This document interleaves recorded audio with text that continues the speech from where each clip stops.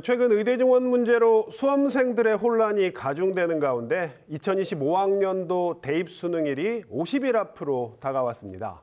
마무리 전략이 필요한 때인데요. 이만기 UA 교육평가연구소장 모시고 관련 이야기 나눠보겠습니다. 소장님 어서 오십시오. 안녕하십니까. 이만기입니다. 대전까지 내려와 주셔서 고맙습니다. 감사합니다. 자, 늦더위가 계속 기승을 부리다 보니까 수능이 다가오는지도 몰랐습니다. 이제 오늘이 50일째, 기말서 50입니다. 50일밖에 안 남았는데 올해 수능 변수가 너무 많잖아요. 의대 증원도 그렇고 무전공도 굉장히 확대가 됐고.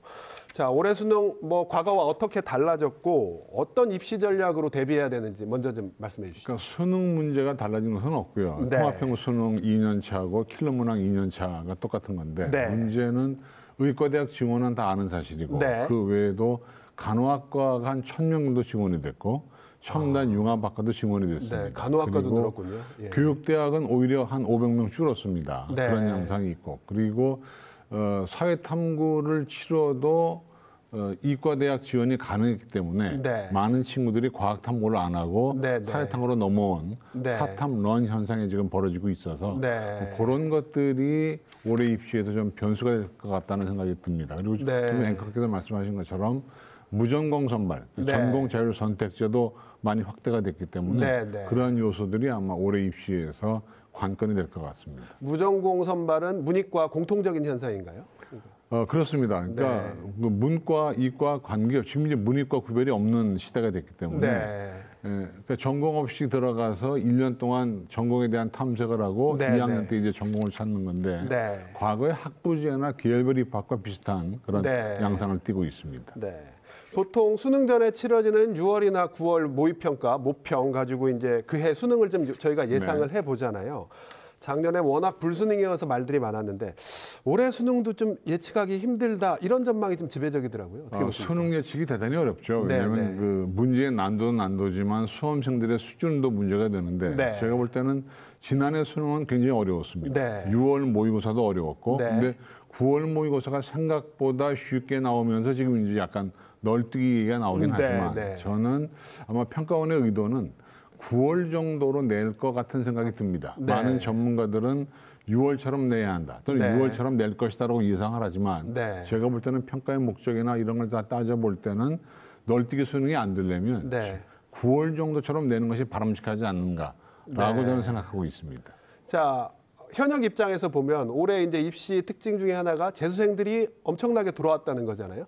그걸 좀 두려워하는 현역들이 많은 것 같은데, 자, 재수생들이 이렇게 대거 수능에 응시하는 현상이 어떻게 나중에 결과에 어떻게 좀 나타날 거로 예상하십니까? 의과대학 증원이 하나의 원인이 되어 있죠. 네, 그렇긴 네. 하지만 한 18만 명 정도가 이제 N수생들이 들어왔는데 네, 네. 이분들이 코로나 때 공부를 제대로 못한 분들이 많아요. 네. 그래서 지금 이제 고3이나 네. N수생들의 실력이 네. 차이는 나겠지만 네. 생각보다 큰 차이가 날 것 같지 않다. 아. 그러니까 재학생들 입장에서는 그렇게 두려움에 떨 이유가 없다 이 생각을 가지고 있습니다. 네, 어떻게 보면 좀 부풀려진 측면이 있는 것 같다. 그렇습니다. 왜냐하면 네. 이제 그 공부라고 하는 게 네. 사실은 예상대로 와야 되는데 네. 이게 코로나 때 학교를 많이 안 간 분들이기 때문에 네, 네. 실제로 성적 그렇게 월등하게 재학생보다 잘 나올 것 같지는 않습니다. 네, 현역 여러분들 이 말씀 듣고 좀 힘을 내시기 바라고. 네.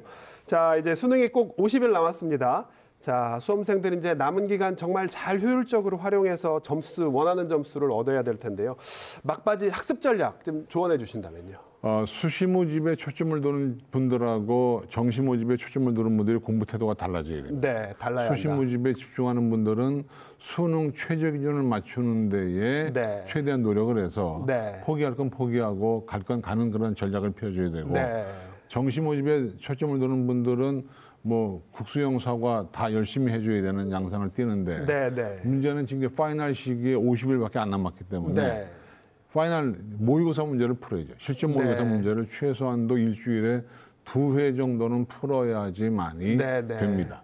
그거에 따라서 이제 오답부터 정리해 가면서 네. 50일 마무리 지어야 되는데 아무리 그 반영률이 50%로 떨어졌다고 하더라도 네. EBS 교재의 위력은 대단한 겁니다. 네. 특히 이제 올해 수능 시험을 쉽게 낸다는 그런 평가원의 어떤 의도가 있으면서 네. EBS 교재를 변형하는 정도가 네. 굉장히 약해질 거거든요. 그러니까 네. EBS 교재를 바탕으로 해서 실전 모의고사 문제를 일주일에 2회 정도를 풀어나가는 네. 것이 지금은 제일 좋은 때라고 생각하고 있습니다. 네, 반영 비율이 줄었지만 그래도 EBS 교재에 집중해야 한다.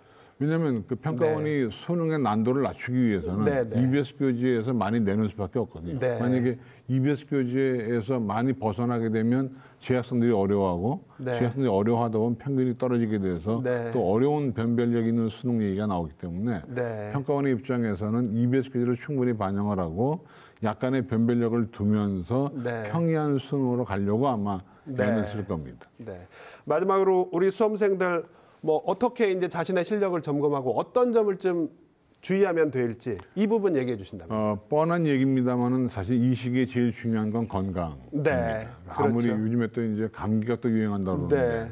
건강을 못 지키면 아무리 공부를 잘해도 네. 소용이 없습니다. 그래서 네. 무조건 잠을 줄이는 것은 바람직하지 않고 네. 잠을 줄이는 건 이해는 되지만 그래도 건강을 생각해서 적어도 하루에 7시간 이상은 네. 취침을 해주는 것이 제일 좋겠다. 네. 그리고 나서 또 이제 뭐 막바지 올수록 뭐 보약 같은 것도 먹지 않았으면 좋겠고 그냥 네. 먹던 대로 먹으면서 예. 잠을 좀 충분히 자고 네. 공부하던 대로 해나가는 그건 평소에 리듬을 지켜나가는 것이 제일 네. 좋다고 저는 생각하고 있습니다. 루틴을 유지하는 게 중요하다 이 말씀이시군요. 그렇습니다. 네, 알겠습니다. 오늘 말씀 여기까지 듣겠습니다. 소장님 고맙습니다. 고맙습니다.